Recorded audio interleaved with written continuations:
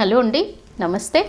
నేను మీ doctor Shilpa, obstetrician gynaecologist, infertility specialist, laparoscopic surgeon in doctor Shilpa women's clinic, Kondapur. నేను ఈరోజు చెప్పదలుచుకున్న టాపిక్ ఏదైతే ఇంతకుముందు వీడియోలో స్ట్రెస్ ఇన్కాంటినెన్స్ కానివ్వండి, అర్జ్ ఇన్కాంటినెన్స్ కానివ్వండి, అంతే మూత్రాశయానికి సంబంధించిన సమస్యల్లో మోస్ట్ కామన్ ఇన్కాంటినెన్స్ కంట్రోల్ లేకపోవడం, యూరిన్ లీకేజ్కి సంబంధించిన ట్రీట్మెంట్లో భాగంగా ఎఫ్ఎంఎస్ టెక్నాలజీ గురించి ఏదైతే చెప్పానో దాని ట్రీట్మెంట్ ఎవరు తీసుకోవచ్చు అనేది చెప్పదలుచుకున్నాను. ఈ ఎఫ్ఎంఎస్ టెక్నాలజీ అంటే FMS technology based Tesla chair. Tesla therapy అనేది ఒక రకమైన ఫిజియోథెరపీ లాగా చైర్ ఉంటుంది. దాంట్లో 3 టైప్స్ ఆఫ్ ప్రోబ్స్ ఉంటాయి. బేసికల్లీ ఈ ప్రోబ్స్ అనేది ఒకటి సీట్ బేస్డ్ ఉంటుంది. అంటే టెస్లా థెరపీ అనేది ఒక చైర్ లాగా వేస్ట్ ఉంటుంది.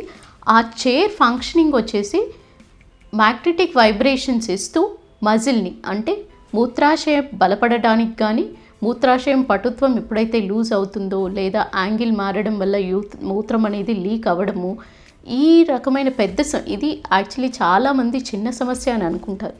కానీ ఈ సమస్యతోటి చాలామంది బయటికి వెళ్ళడానికి వాటర్ తీసుకోకుండా ఉండడం, బయటికి వెళ్ళడం అనేది జరిగినప్పుడు నీళ్ళ శాతం అనేది తగ్గించేసి మాటికి మూత్రం వస్తుంది, కంట్రోల్ ఉండదు, వాష్రూమ్ ఎక్కడైనా దొరుకుతుందా లేదా కాబట్టి నీళ్లు తక్కువ తీసుకుందాము, ఇది మెంటల్లీ చాలా డిస్టర్బ్డ్గా ఉండి ఈ సమస్యతోటి చాలామంది బయటికి వెళ్ళడం మానుకుంటారు, ఇంట్లోనే ఉండిపోవడము, అలాగే వాటర్ కంటెంట్ తక్కువ తీసుకోవడము, దానితో యూరిన్ ఇన్ఫెక్షన్స్ రావడము, ఈ సమస్యలు అనేది తీవ్రత చాలా పెరుగుతూ వస్తుంది. ఇదే మొదట్లో కనుక కంట్రోల్ చేసుకున్నట్టయితే, అంటే యంగ్ ఏజ్లో ఎప్పుడైతే స్టార్ట్ అవుతుందో ఆ ప్రాబ్లం అంటూ రికగ్నైజ్ చేసి, అంటే గుర్తించి వెంటనే థెరపీ అంటూ తీసుకుంటే మీకు long term side effects, long term complications అంటూ తీవ్రత అనేది పెరగకుండా ఉంటుంది.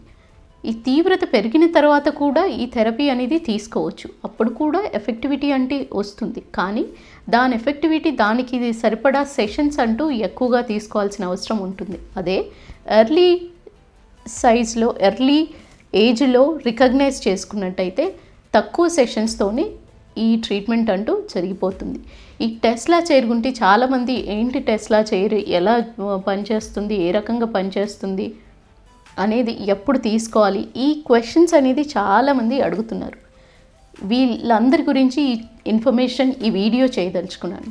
ఈ టెస్లా చైర్ అనేది యూజువల్లీ ఈ టెస్లా చైర్ చాలామందికి మూత్ర సమస్యలతోనే కాకుండా, గర్భాశయం ఎవరికైతే కిందకి జారుతుందో, అంటే ప్రొలాప్స్ అంటారు దాన్ని, గర్భాశయం కిందకి జారడం అంటూ, అది ఓన్లీ మూత్రాశయం మజిలే కాకుండా గర్భాశయంకి సంబంధించిన మజిల్స్ కూడా పటుత్వం కోల్పోయినప్పుడు కిందికి జారడం అంటూ జరుగుతుంది.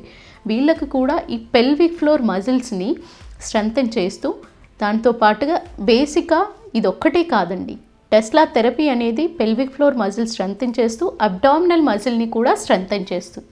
ఈ స్ట్రెంథనింగ్ చేయడంతో అబ్డామినల్ ప్రెషర్ పెరగకుండా కొంతవరకు ఆపవచ్చు.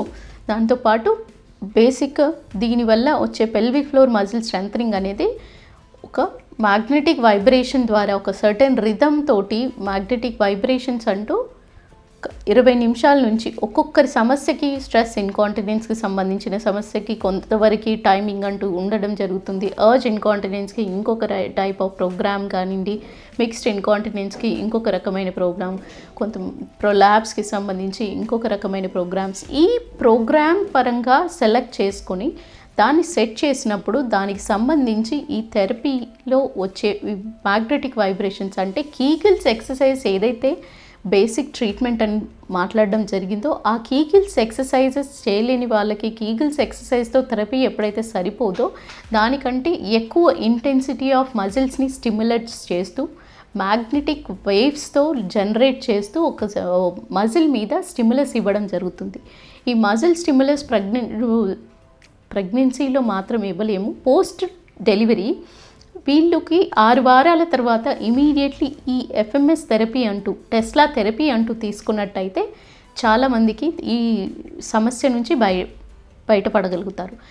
ఈ సమస్య అనేది ఒక మ్యాగ్నెటిక్ వైబ్రేషన్ ఏదైతే చెప్పానో, కింద పెల్విస్ నుంచి ఒక రకమైన వైబ్రేషన్ వస్తూ బ్యాక్ మజిల్కి కూడా పెల్విస్ లెవటర్ అనే మజిల్ బ్యాక్ నుంచి ఫ్రంట్కి వస్తుంది కాబట్టి కిందకి పెల్విస్లోకి వస్తుంది కాబట్టి మొత్తం మజిల్ని లెవటర్ అనే మజిలే కాకుండా దాని చుట్టూతా ఉన్న పెల్విక్ మజిల్స్ అన్నిటికీ కూడా సరైనగా స్టిమ్యులస్ ఎంత కావాలో అంత స్టిమ్యులస్ మ్యాగ్నెటిక్ వేవ్స్ ద్వారా ఇస్తూ ఒక సర్టెన్ టైం వరకు తీసుకోవడం వల్ల దాని స్టిమ్యులస్ వల్ల ఏర్పడే పటుత్వం అనేది చక్కగా వచ్చి కంట్రోలింగ్ కెపాసిటీ బాగా పెరుగుతుంది. సో ఈ కంట్రోలింగ్ కెపాసిటీ పెరిగినప్పుడు చాలామంది మహిళలు పురుషులు ఈ సమస్యతో బయటికి వచ్చినప్పుడు చాలా వరకు వాళ్ళ క్వాలిటీ ఆఫ్ లైఫ్ అనేది పెరుగుతుంది. ఈ కాంప్రమైజ్డ్ క్వాలిటీ ఆఫ్ లైఫ్ కాకుండా, అంటే అన్ని పనులు అన్నీ ఎక్కడికి వెళ్ళకుండా తీర్థయాత్రలు వెళ్ళాలంటే ఈ సమస్యతో ఉన్నప్పుడు వెనకాడడం జరుగుతుంది.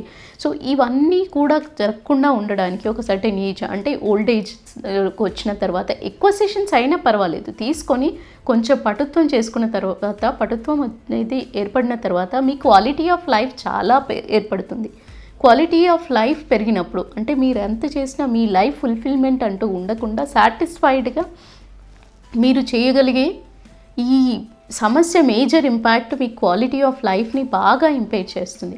ఇది చిన్న సమస్యగానే భావిస్తారు చాలామంది, కానీ ఈ చిన్న సమస్య చాలా మట్టుకి మీ క్వాలిటీని, మీరు చేయాలనుకున్న పని రెస్ట్రిక్ట్ చేసుకోకుండా ఈ థెరపీ తీసుకున్నట్టయితే చాలా వరకు మీ సమస్యలు అధిగమించగలుగుతారు.